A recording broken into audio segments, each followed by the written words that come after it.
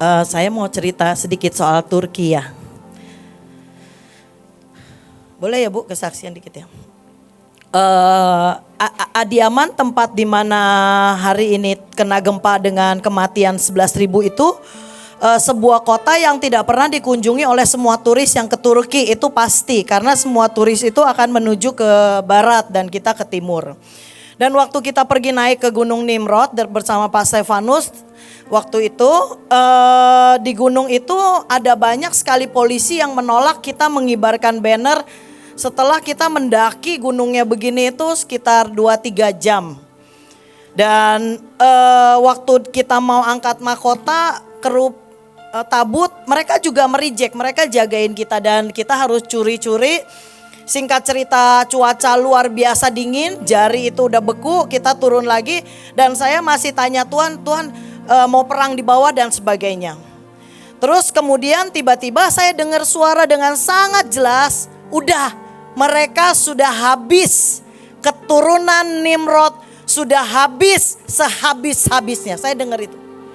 Dan waktu hari ini terjadi gempa segitu hebat, ada teman-teman di sana yang kita hubungin. Mereka bilang gini, yang paling menyakitkan adalah hal itu terjadi di musim dingin. Jadi di Turki hari ini dinginnya gak terkira. Kita tahu ya, Alkitab berkata kalau penghakiman itu turun, berdoalah setidaknya jangan terjadi di musim dingin. Dan bersyukurlah Indonesia kita tidak punya musim dingin ya. Tanpa mengurangi hormat ya. Tolong boleh MOG Junior duduk di sini supaya kita sama-sama belajar hari ini ya. Sebab begini, jika kita menyintai Tuhan, sudah pasti kita pengen menyembah Tuhan. Sudah pasti kita akan cari firman dan cari pengertian.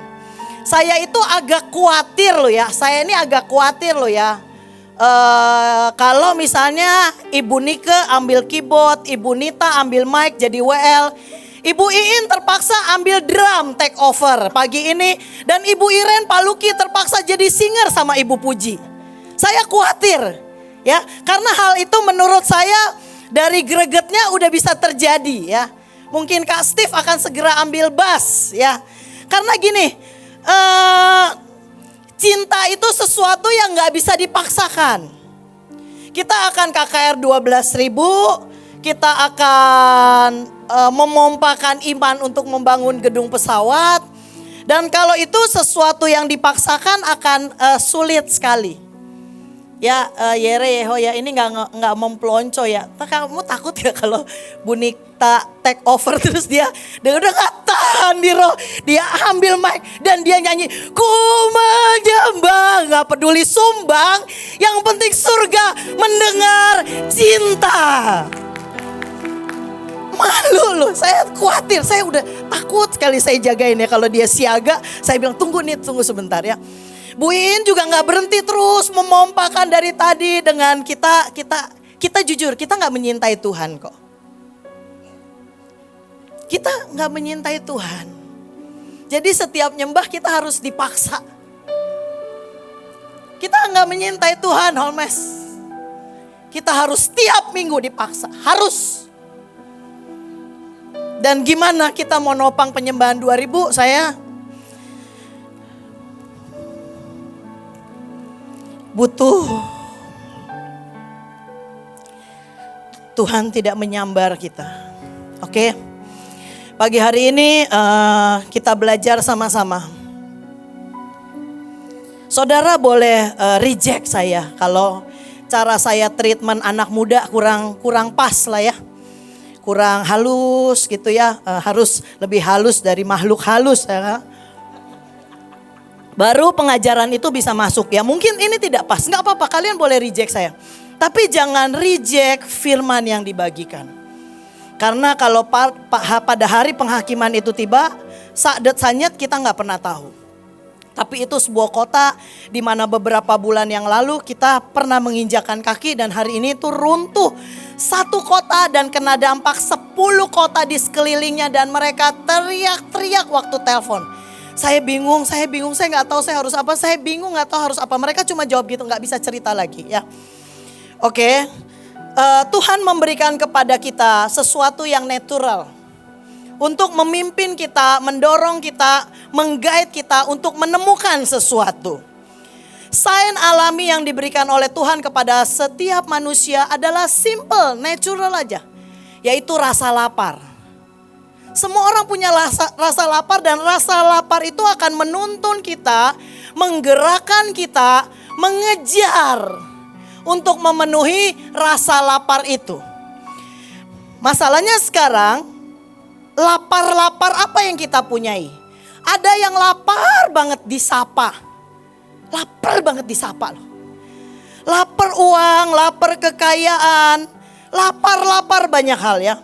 Dan dunia, saudara harus tahu, sedang mengenyangkan umat manusia dengan hal-hal murahan, cemilan murahan, sehingga kita menjadi kenyang dengan makanan yang bukan makan.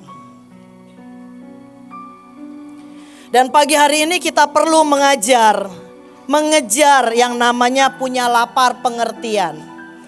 Kenapa? Karena Daniel memerintah dengan hikmat dan pengertian. Salomo memerintah dengan hikmat dan pengertian. Tetapi Hosea berkata di Hosea 4 ayat 14. Boleh tolong dikeluarin PPT-nya. Jika pengertian tidak ada pada kita, maka umat yang tidak berpengertian akan runtuh. Sekali lagi Hosea 4 ayat 14 berkata, umat yang tidak berpengertian akan runtuh. Orang-orang yang hidup tanpa pengertian, mereka pasti tersandung, mereka pasti jatuh, mereka pasti ruin, menjadi reruntuhan. Ambruk dan menjadi reruntuhan. Mengapa kita perlu punya daily revelation? Pewahyuan harian. Karena Alkitab yang kita baca, firman yang kita baca itu kebenaran. Truth is God's track. Itu kayak jalan. Kebenaran yang kita baca itu kayak jalan. Truth is where God's been. Kebenaran yang kita baca adalah firman di mana Tuhan pernah ada. Firman di mana Tuhan pernah melakukan hal seperti ini. Dan lewat situ kita mengenali pribadinya. Tetapi pewahyuan adalah di mana Tuhan ada hari ini bersamamu lewat kebenaran itu. Jadi tanpa revelation, maka penyembahan kita basi, kebenaran yang kita sampaikan basi. Dan basi tentunya bukan sesuatu yang proper untuk kita sajikan kepada Tuhan. Orang banyak akan dengan senang hati tahu di mana Tuhan pernah berada. Banyak orang mau ke Israel karena mereka dengar disitulah Tuhan pernah ada. Mereka menemukan jejak dan mereka kenyang dengan jejak itu. Tetapi pengejar-pengejar Tuhan, pecinta-pecinta Tuhan tidak akan cukup konten hanya dicekoki dengan pelajaran kebenaran saja. Mereka butuh melihat Tuhan. Mereka butuh mengenal Tuhan. Mereka butuh tahu Tuhan hari ini di mana dan bagaimana hati Tuhan terhadap saya hari ini. Karena hari ini Tuhan berkenan, waktu KKR, sebelum KKR ya, doa, puasa, teriak, berlutut. Tuhan berkenan KKR luar biasa. Itu 2-3 jam sebelum KKR. Setelah KKR, tiba-tiba kita dalam hati menghirup bisikan iblis yang berkata, gue lumayan nih. Nah itu hanya dalam hitungan jam, perkenanannya itu memudar bahkan hilang. Jadi kita perlu tahu banget where God is. Bukan where God's been.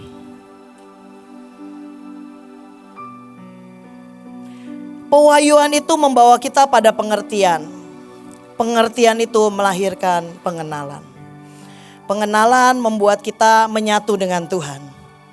Semua itu sedang terhipnotis dan kecanduan dengan chip dopamin menurut saya. Sadar nggak sadar, saya juga. Ya, sadar nggak sadar itu meradiasi. Sulit fokus membuat kita sulit menantikan Tuhan.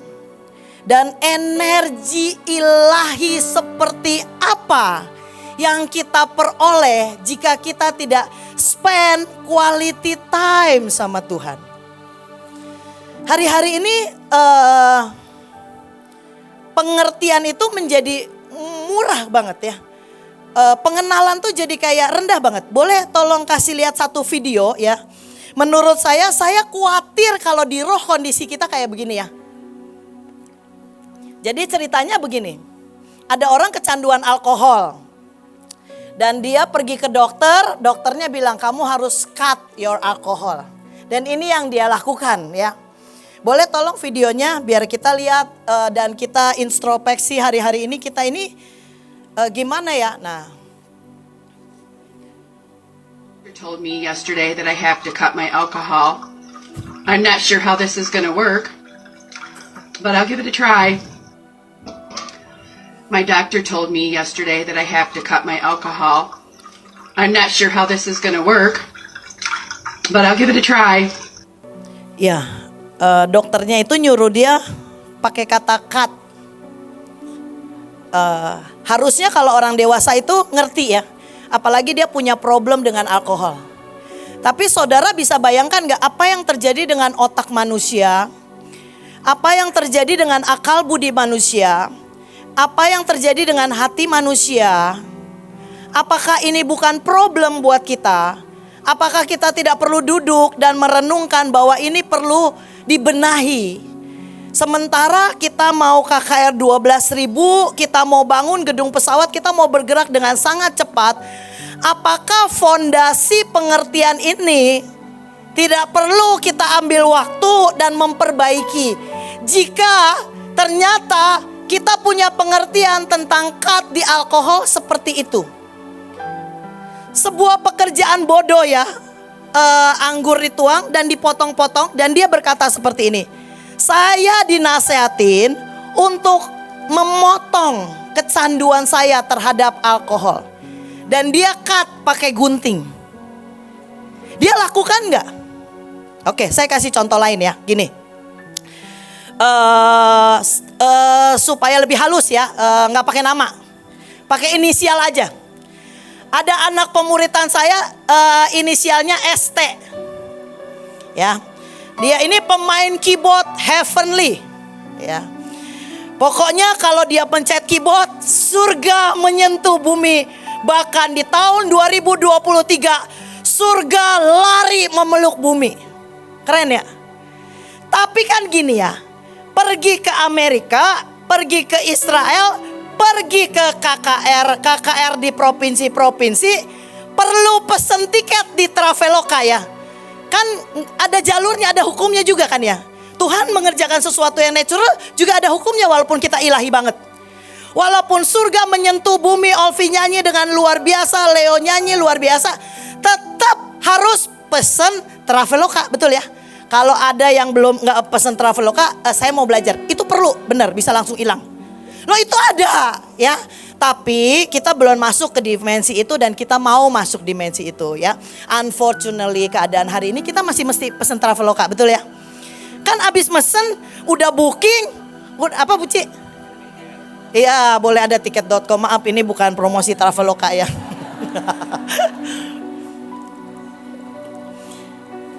Kan kalau udah dibilang booking, confirm, kan harus bayar ya. Lo bener gak? Harus bayar baru tiketnya keluar kan. Jadi saya pengen ngajarin tim untuk gini loh. Ini biaya pelayanan makin hari kita ini harus mengerjakan juga sisi yang lain. Kenapa? Supaya otak kita dilatih berpikir, kreatif dan semuanya. Singkat cerita, mereka akan pergi ke KKR yang dihadiri 3.000 orang dari berbagai denominasi. Saya ingin mendidik seperti ini. Yang datang itu semua orang pakai batik gak karu-karuan, pakai kaos beli di Giordano mungkin 200.000. Kaos kita 90.000, mengandung makna ilahi. Dan waktu kita pakai ada damai sejahtera, ada protection yang berbeda. Kenapa harus kita biarkan umat Tuhan pakai seperti itu ya? Jadi saya pengen dia itu berani mengalahkan mindernya. Saya bilang ini saya kasih kaos 50. Nanti kamu berdiri di situ selesai ibadah ya. Semua pasti diberkati dengan permainanmu. Kamu bilang, Bapak Ibu, saya bawa kaos 50 dengan tulisan firman yang sangat memberkati kita supaya waktu kita pakai baju ini ada hal ilahi yang menempel di tubuh kita. Apalah promosi apapun, pokoknya kamu berdiri di situ dan jual kaos 50 itu kepada orang-orang yang datang 3.000 orang. Ya, singkat cerita, saya tiba-tiba dilaporkan, Ci laku. Ya, kaos itu setorannya cuma perlu 4,5 juta. Lakunya berapa? 6 juta. Ci, ada taburan. Nih 6 juta cash nih. Saya terbungkam. 6 juta, lebih 1,5 juta ya. Harusnya kan saya bahagia ya, berarti dia berhasil menjual. Saya enggak. Saya tanya gini, gimana cara jualnya? Kamu jadi berdiri di situ dan pegang mic dan mengumumkan. Saya tahu dia enggak akan punya nyali untuk jualan. Dan poin saya bukan 6 juta enggak cukup PP.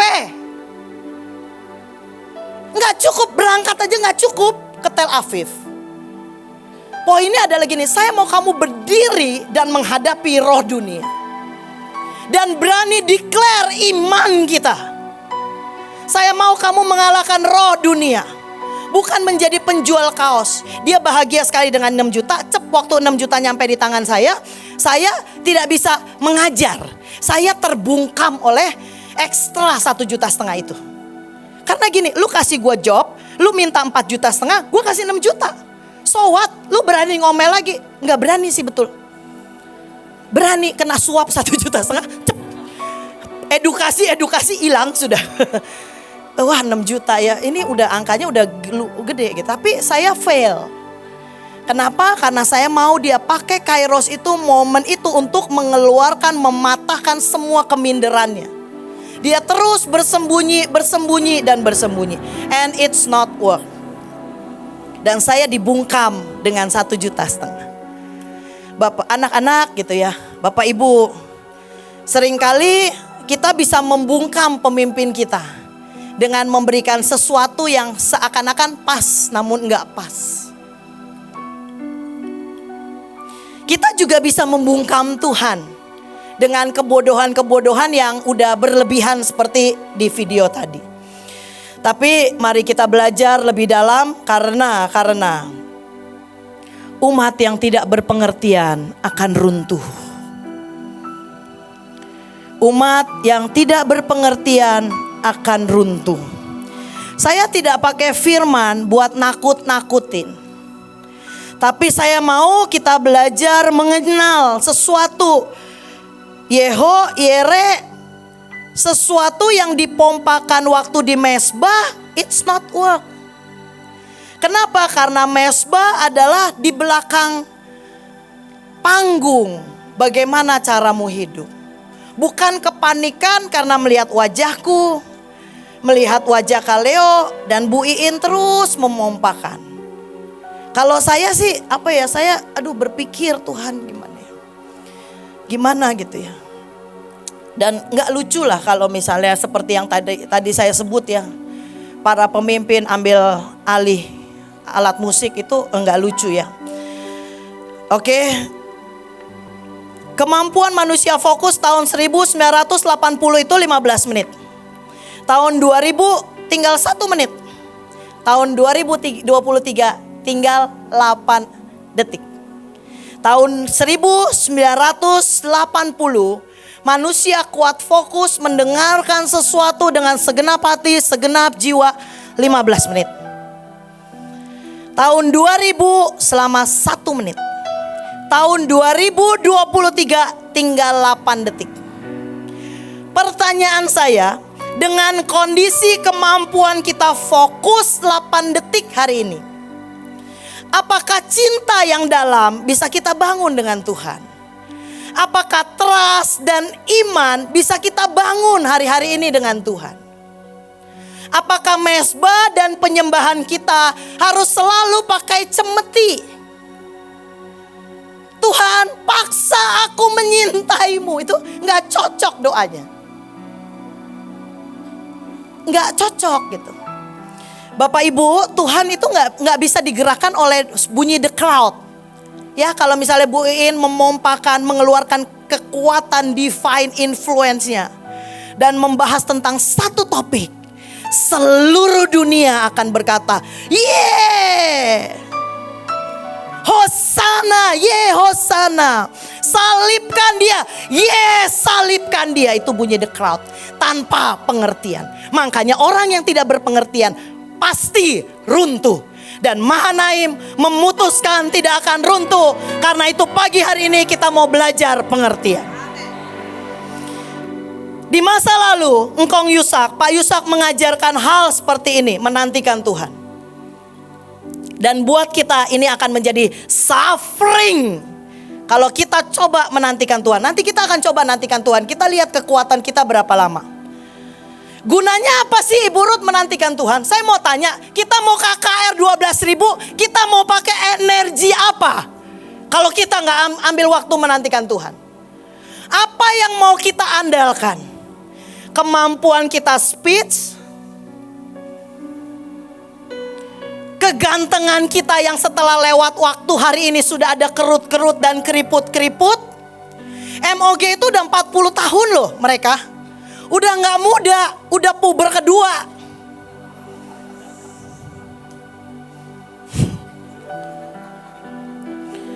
Oke, ini kita gabungkan ya, kekuatan di masa lalu dan kekuatan sekarang. Karena itu pagi hari ini kita mau berseru minta pengertian. Pak Yusak, ini ayatnya Pak Yusak. Orang yang menghabiskan begitu banyak waktu dengan menantikan Tuhan, dengan bertobat dan tinggal diam, kamu akan diselamatkan. Itu yang beliau sering lakukan. Dalam tinggal tenang dan percaya terletak kekuatanmu. Tapi kita hari ini adalah hidup di zaman generasi Yoel 2 ayat 4 sampai 7. Dikatakan seperti ini, rupanya seperti kuda. Seperti kuda balapan, bukan kuda poni. Mereka berlari. Seperti pahlawan mereka berlari. Seperti prajurit mereka naik tembok. Mereka masing-masing berjalan terus. Dan tidak membelok dari jalannya. Kontra gak ayatnya? Yang satu suruh nunggu. Yang satu lari secepat-cepatnya. Terobos aja, betul gak? Tapi firman Tuhan di Yesaya berkata seperti ini. Ya Tuhan tidak menjadi lelah dengan Mahanaim. Ia tidak menjadi lesu melihat kondisi kita. Kenapa? Karena ia yang berjanji setia. Tidak terduga pengertiannya. Ia memberi kekuatan kepada yang lelah. Hari ini yang lelah Tuhan akan berikan kekuatan. Menambah semangat kepada yang tidak berdaya. Orang-orang muda menjadi lelah, lesu, bahkan teruna-teruna jatuh tersandung. Anak-anak muda punya energi yang luar biasa. Tetapi Yesaya berkata, Anda akan sampai di titik lelah dan lesu. Tetapi orang-orang yang menantikan Tuhan akan mendapat energi ilahi. Mereka seumpama Raja Wali yang naik terbang dengan kekuatan sayapnya. Mereka lari tidak menjadi lesu, mereka jalan dan tidak menjadi lelah. Jadi mau gak mau kita harus ambil waktu untuk memahami segala sesuatu. Meminta roh pengertian. Bagaimana cara memperoleh roh pengertian? Seperti saya bilang, gak mungkin ada yang bisa, gak ada quality lewat 8 detik. Gak ada quality yang bisa dibangun lewat 8 detik. Jadi mau tidak mau kita harus ambil waktu di waktu kita sendiri untuk mencari yang namanya where God is today. Hari ini di mana hatinya ke kita? Ayub 32 ayat 8, tetapi roh yang di dalam manusia dan nafas yang maha kuasa, itulah yang memberikan kepadamu pengertian. Jadi kita harus tahu roh yang di dalam kita, dan kita waktu menunggu Tuhan, dan sekali dia bernafas, dia menghidupkan semua kematian. Orang yang cut alkohol kayak begitu ya, otaknya mengalami kematian. Akal budinya mengalami kematian. Hatinya mengalami kematian dari pengertian. Cut your alcohol, air ditumpahin, di-cut sama dia. Bukankah seringkali sebenarnya secara spiritual kita sering lakukan hal itu?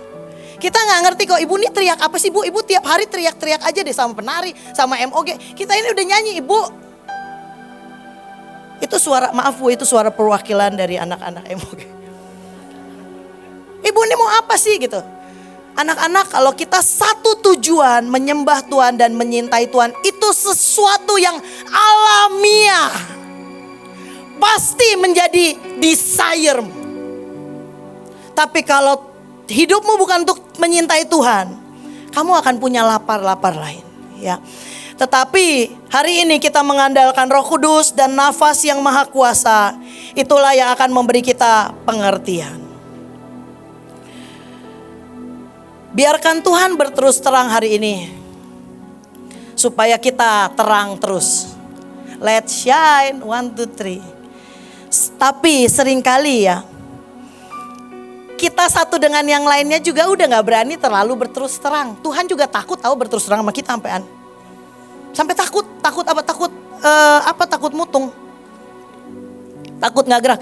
Ibu Ruth nyindir terus. Saya ini udah meramu firman supaya sehalus-halusnya. Karena saya tahu generasi muda butuh diajar. Tapi mungkin belum sehalus makhluk halus, makanya belum masuk ya. Nanti saya coba lagi demi memberi makan the next generation. Tapi umat yang tidak berpengertian akan runtuh. Dan saya harap umat yang tidak berpengertian tetap ikut lewat divine influence. Tapi firman berkata mewarning, umat yang tanpa fondasi pasti runtuh. Kita mau melawan firman atau kita mau mengubah firman atau gimana ya? 2 Petrus 3 ayat 1, 4, 5, 7 dikatakan seperti ini. Kata Petrus ngomong gini. Ini surat gue udah tulis yang kedua kali. Aku udah tulis yang kedua kali. Petrus, aku berusaha menghidupkan pengertian yang murni oleh peringatan.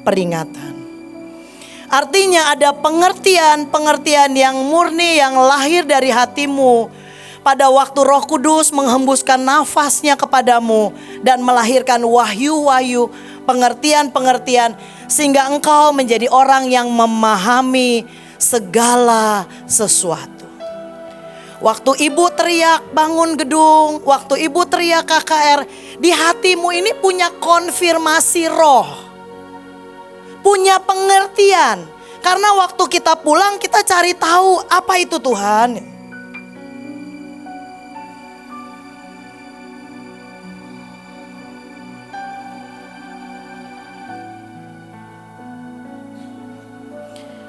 Ini janji Tuhan.